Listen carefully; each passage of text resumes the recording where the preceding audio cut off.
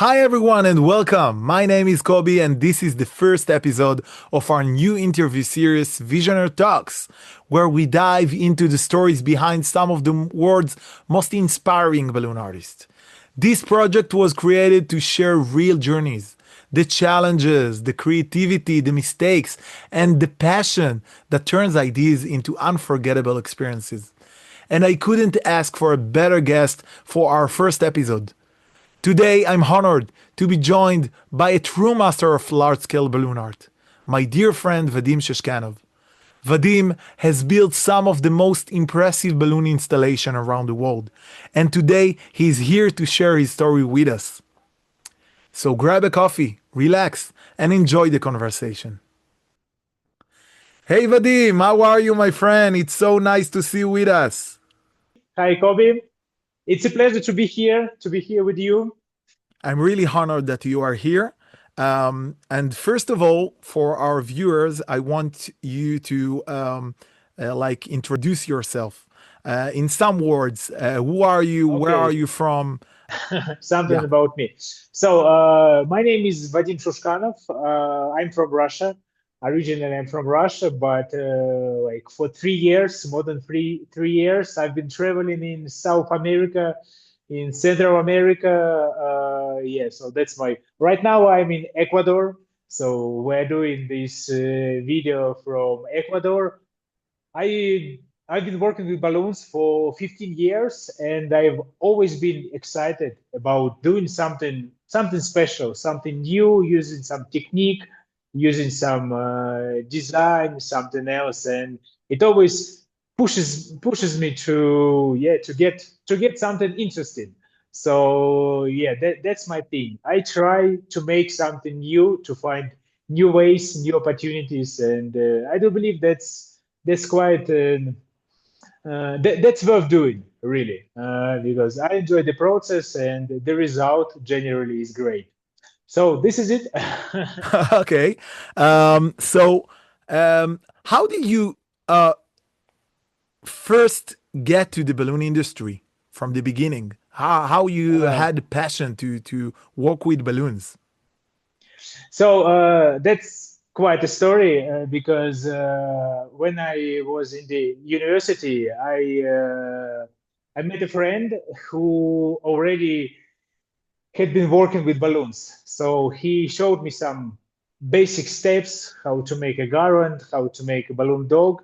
And I helped him and his friend a couple of times just to earn some money as a student. Yeah.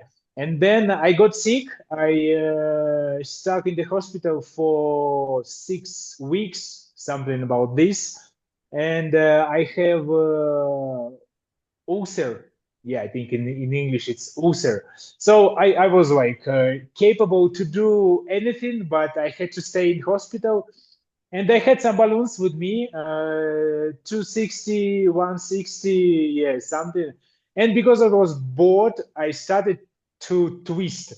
It was the like yeah 15 years ago, and there was no any YouTube tutorial or something like that. So I found photo of some twisting figure on the internet, and then I tried to repeat it, like step by step, doing some experiments, some tests, and like you can imagine that if you are trying to do something, generally you have a lot of versions of your attempts. And I started to like to give these twisting figures, these attempts as a gift to other patients. And yeah, that was real fun because like some things they were very ugly, but people they enjoyed it so much, and yeah, that was really cool. And I realized that with balloons and with some skills, you can add some smiles, you can add joy and all this stuff in the world, and that was really cool. Like really, I still appreciate the feedback from the people. And after a few days, they started to ask me to do some gift for a child, or maybe for I don't know, for a nephew, for someone who is going to visit them in the hospital. Yeah, that was really cool. And when I was free, when I left the hospital, I thought that maybe that's a good thing to do in the world, because yeah, I really enjoyed the process, the environment, the emotions. I can tell that I've turned the hospital to pretty enjoyable place, because generally, yeah, it's very boring, it's very sad, but yeah, with balloons it was another hospital, really. That was That's a really great cool. story. That's actually really unique story. When was the first time you thought to yourself, "Wow, this is going to be my career. This is what I'm going to do"? Mm, so let's say I think that it's very important for you to do something and to get a good result from your work, from your attempts. And I remember that it was maybe a year after the hospital, we were decorating some wedding, but decoration was very specific, and we had to make small figures, yeah, of women and the men of the bride, and I don't remember the men, how you call it. So never mind. Small figures, and I found some pictures on again on the internet, because there was no any tutorial, any YouTube tutorial, and I repeated it, and the result was so great. Like really, that was a pretty advanced figures, and yeah, I did it like from the very first attempt, and they were looking really great, and the clients, they were happy, and my partners, they were happy as well. So I realized that yeah, I can do something good, and maybe yeah, like it isn't only about adding something in the world, but it's as well something about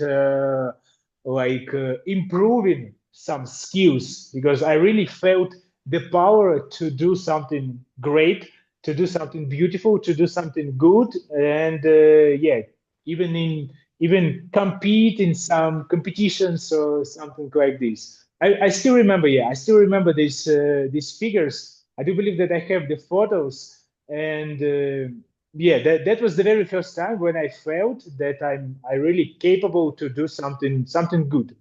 Wow, So that's I amazing. decided that yeah, it can be a good choice to consider it as a profession. Yeah, I understand. That's a great story. So tell me, please, was there a project that you that really changed everything for you? That really was so unique that you thought to yourself, Mm, "Wow, this is something really special, and this is something that I will take for the rest of my life." Yeah, I think I have one. It was at Moscow Balloon Convention. So yeah, I like to do something new, and the best option to try to do something new is to participate in events, to make some sculptures, to participate in some competitions, or to participate as a instructor. So it was 2015. Yeah, I think so. Wow. And it was in Moscow, Moscow Balloon Convention. And the theme of the event was something like love, or something related to love. I don't remember the exact sentence, but yeah, something related to love. And we there was a team of six guys, like really of six men, and we decided to create a cage with doves inside, like with flowers all around the cage, some flowers on the top. So it was very, yeah, like very, very sweet, very soft design for six guys. Really, that was very unusual. but the result was really cool. And that was like, yeah, I do believe that was one of maybe 5 or 7 best works that I've done as a part of the team and as a captain. Yeah, and yeah, I think that me myself, I was like, wow, that's cool, that's really cool. And yeah, I still remember the process, I still remember the final result.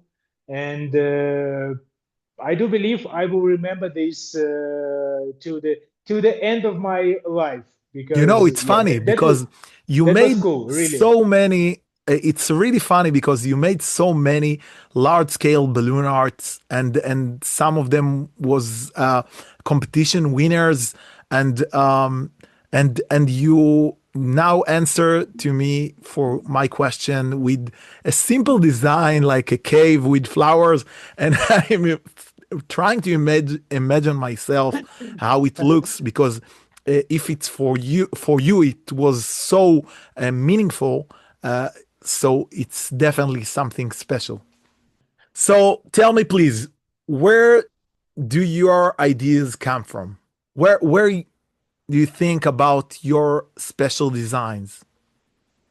From everywhere, like, really, I do believe that I'm so connected with balloons. So right now, for example, I can go to supermarket, I can see some, I don't know, some vase for flowers. I can see some small sculpture for a home decor or something, and I start thinking, how can I use it in balloons? Like, really, without even any intention to do this, it happens unconsciously. Right now, yeah, I have this thing.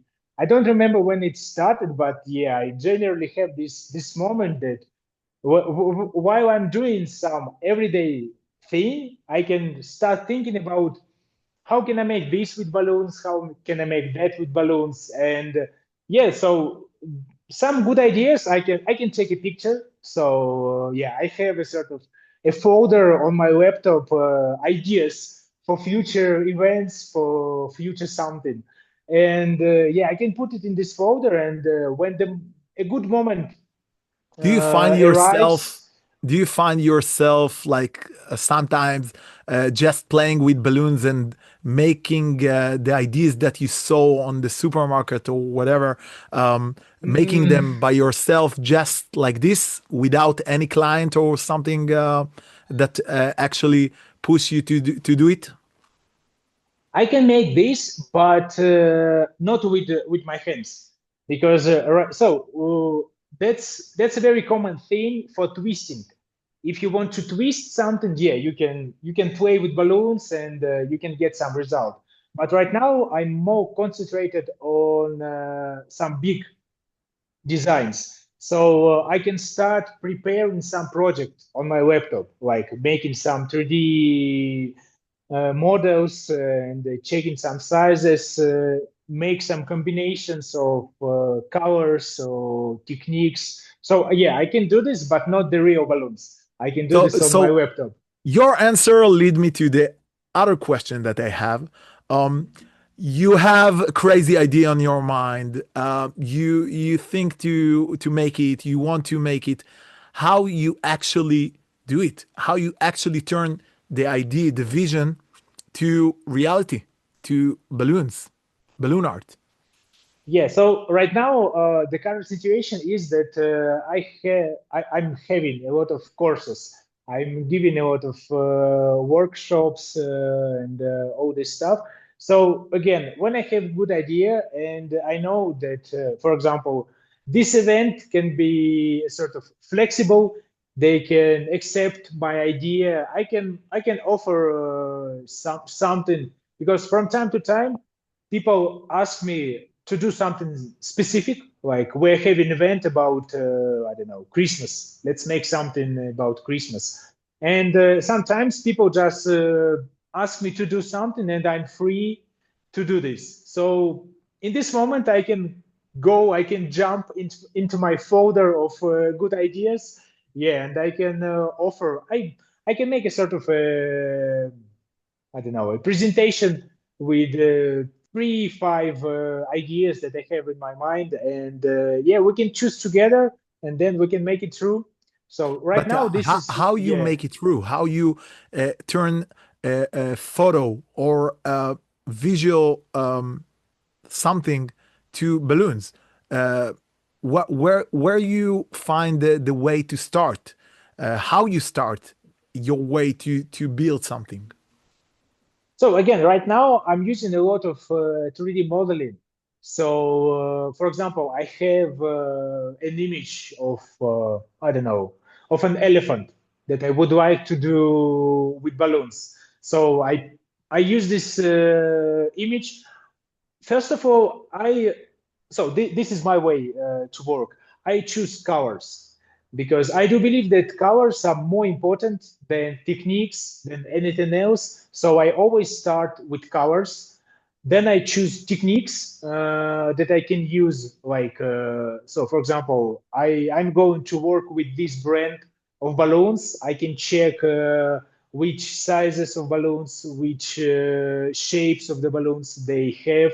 So after the colors, I can choose techniques according to the balloons that I'm going to use. Yeah, then I prepare everything. I try to do as much as I can on my laptop because it saves a lot of time in real project. So I prepare sizes, I prepare frames, structures, I prepare sketches to bend frames to make almost everything. Yeah, almost everything that I can do I'm doing on my laptop. But there is always a moment where you need to make like real tests. So for example, I have some sizes of the balloons on my laptop. Then I can make a test. I can inflate real balloons and I can check what do I have, what can I get using sizes from my laptop in real life. So does it work perfectly or do I need to change something? And yeah, this is it. But yeah, it always starts with some idea, then colors, then techniques, then some tests in real life, and then hopefully, finally, the project, the real project. That's a Yeah. great walkthrough for your method. Um, can you tell me, please, about a project that was the hardest for you, that was really difficult for you, the toughest Uh, to build? yeah, I remember this one. So first of all, I do believe when you work with real clients, it's always more complicated because if it's a sort of an event, a workshop, you can change something, you can leave something unfinished. Like, for example, the elephant on the workshop, you can make a sort of a front part of the elephant, and you can leave the back part unfinished because like nobody can see it, and for the picture, only for the explanation, that's enough. But if you work with the real client, you can't leave like the second part of the elephant unfinished. You have to finish everything. So that's more complicated. It's more complicated. It's more advanced. So I do remember it was 2019. Yeah, and I was working with yeah, it was a huge, very pleasant time before the pandemic because I had a lot of clients, a lot of shopping malls.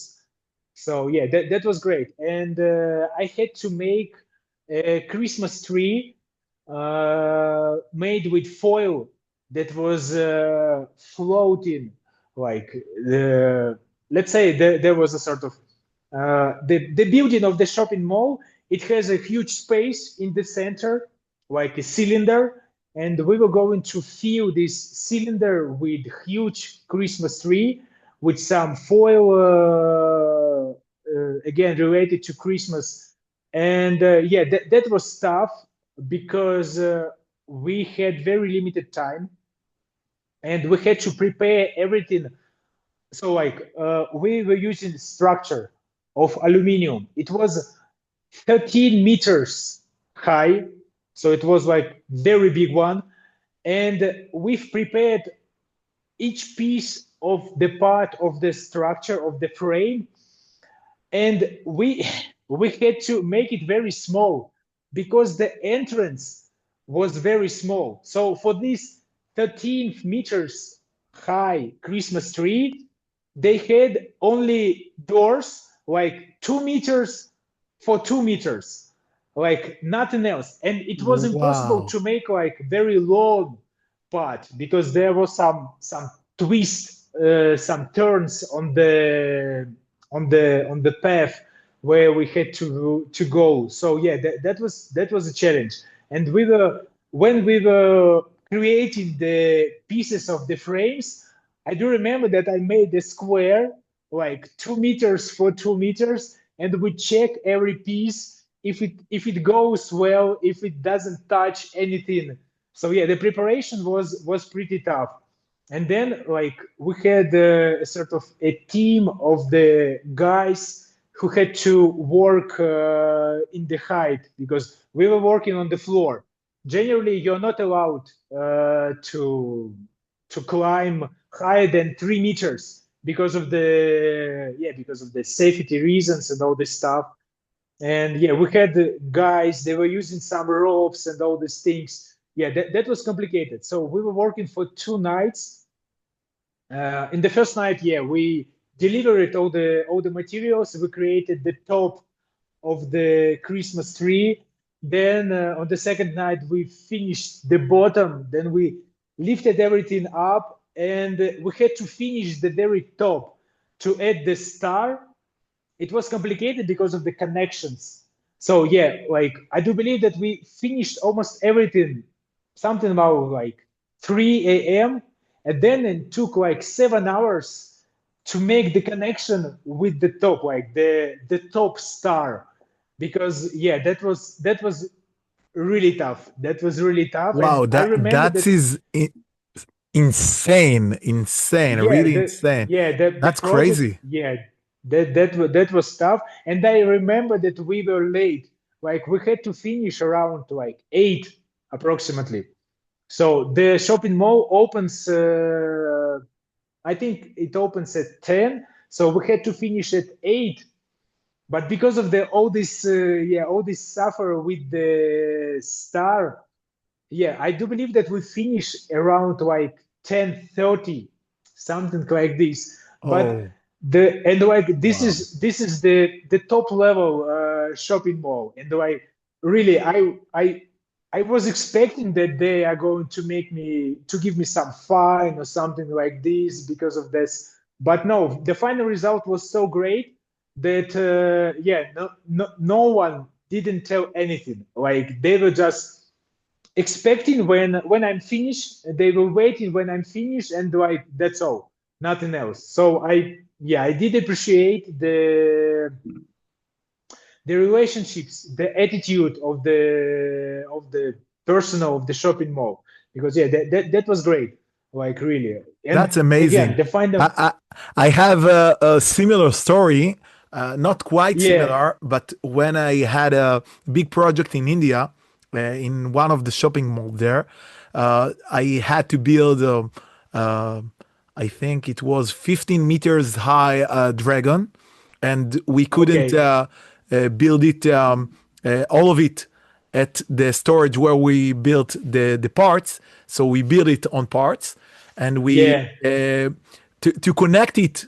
It took us all night until I think 7 a.m. and the shopping mall was opened on 8, I think, and it was really hard because we didn't had a place to rig it. So we had just yeah, the like the floors, the balconies, and we mhm, rig it with the fishing lines. It was really really tough. So I feeling your your heart and your how much it was so hard for you this kind of project. Yeah, yeah. And I do believe that this sort of projects, so okay, we were using balloons, but the majority of the work, generally, it's about a sort of engineering.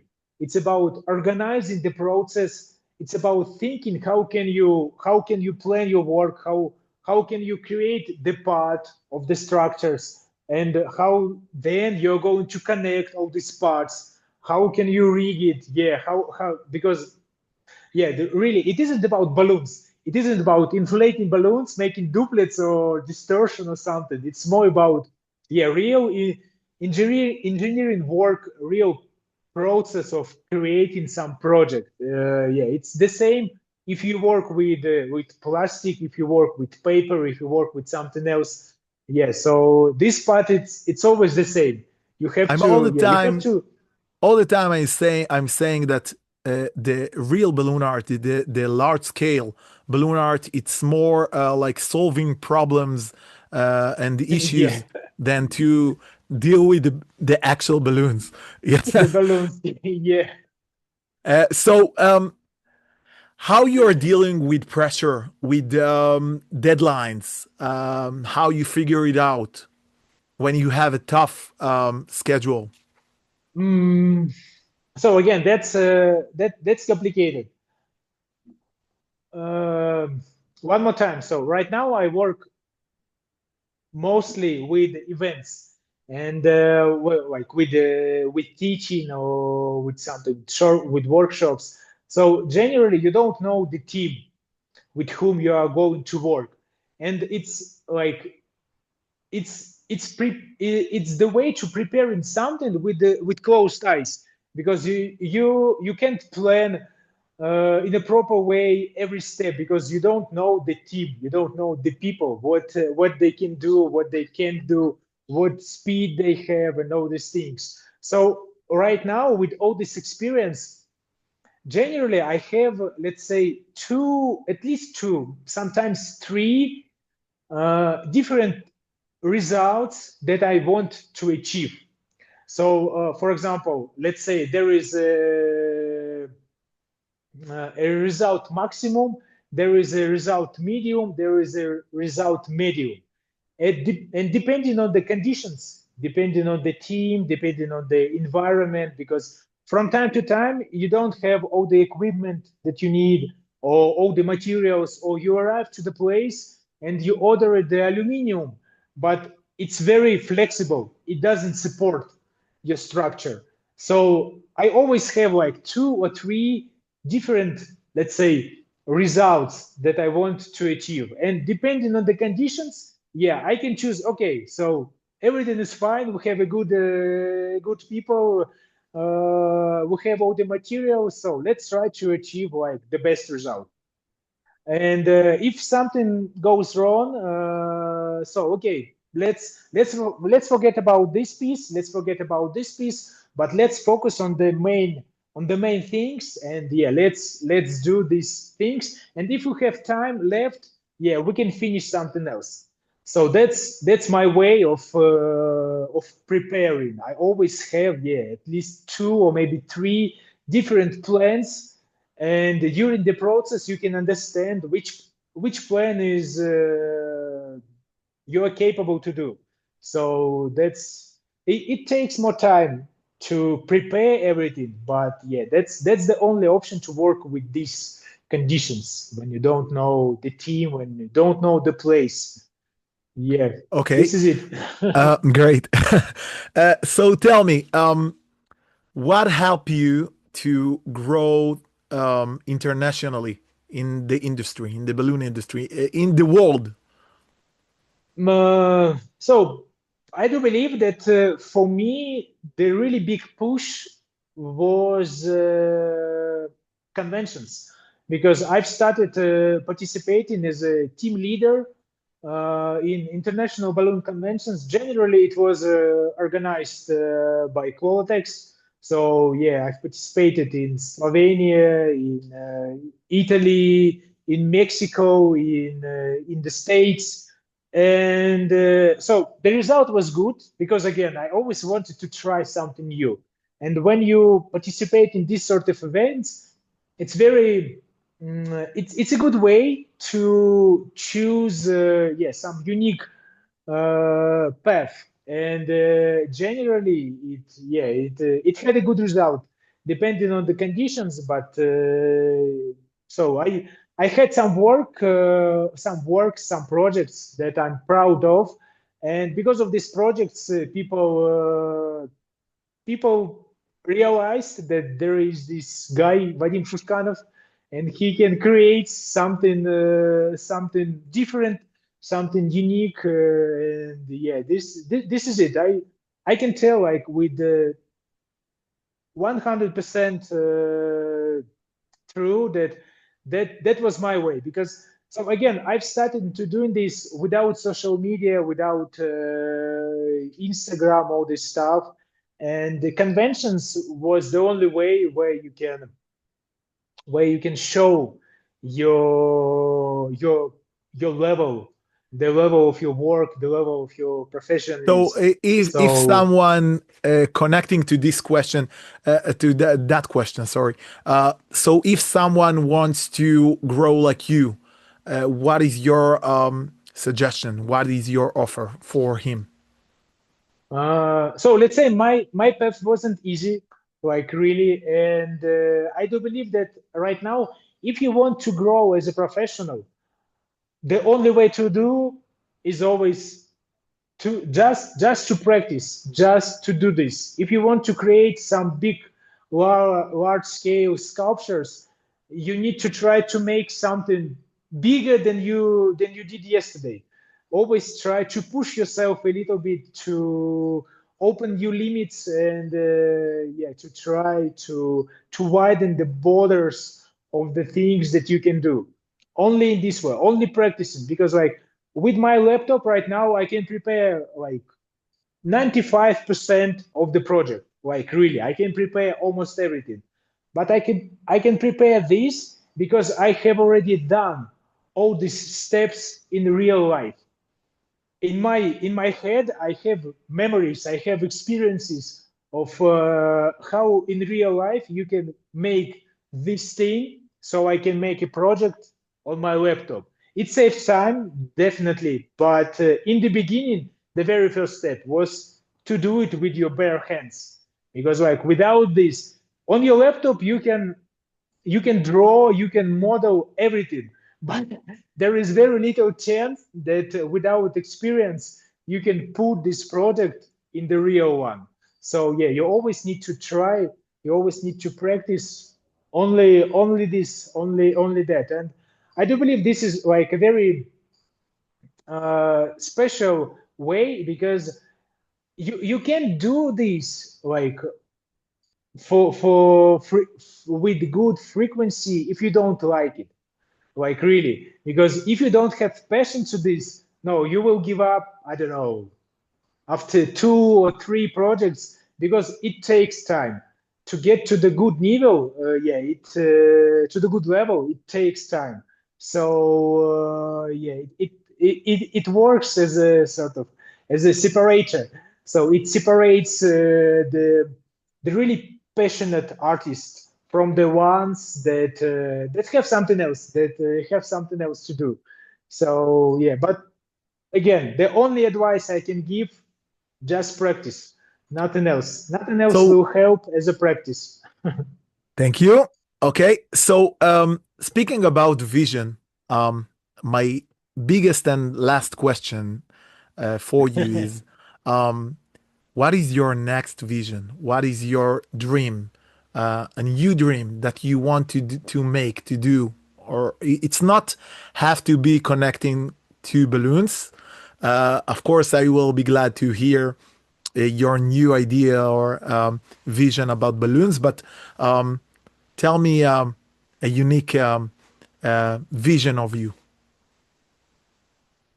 Unique vision. Um, that's a good question. So let's say I have some projects that I would love to do in real life, and all these things, but I do believe that balloons have power to create something big and something long lasting. And for example, from time to time, I can see, I don't know, the exhibition of the ice in China, when it's a huge area, it's some square kilometers, and people, artists that work with this material, they can create like cities, really, not only houses, real cities with ice. And if you think actually like ice, it isn't very comfortable material to work because it requires special conditions. Actually, it's very similar with balloons because balloons as well, it requires some specific conditions. You can work with balloons like outdoors because generally it's more complicated. But it's always possible to make something something big and something long lasting. And so I've participated in some events where I was able to do something like this, and one of it was in Israel. Yeah, this exhibition that we've created in Tel Aviv. So it was a wonderful experience for me. And to be honest, I hope that I will have a chance to make something maybe even bigger one day, to make something for few months that will last for few months with some special conditions and with all this stuff. But yeah, I do believe that my biggest vision is to make something bigger and to make something that will last longer, because with balloons there are many opportunities to do this. So let's hope one day it came true. This dream would came true. I don't want to say nothing about that because you know, I have some plans, but I really appreciate your dreams and your visions. So, Thank my you. friend, thank you very much for being here with us in this first episode. And you know how much I honor you, and for me, you are one of the best artists in the world. Um, and I'm wishing you the best. And thank you very, very much for being here. Thank you, Kobe, porque sorry, Spanish sometimes jumps. Thank you for the invitation. I'm honored as well to be the very first one in this series. Yeah, and let's hope that we can work together pretty soon. And let's hope that with these videos we can create, we can inspire some new good balloon artists, because yeah, I do believe that we need them. We need them, and yeah, let's hope it will work. This is why I opened this series and this episode. So thank you, my friend, and have a great day. You too. Thank you. Thank you for being part of this conversation. I really hope you enjoyed it. Here on VisionAir, we don't just talk about balloons. We talk about vision, courage, creativity, and the people who turn imagination into reality. So if this story inspired you, make sure to follow, subscribe, and stay connected. More episodes, more journeys, and more inspiration are coming soon. I'm Kobe, and this is VisionAir. See you in the next episode.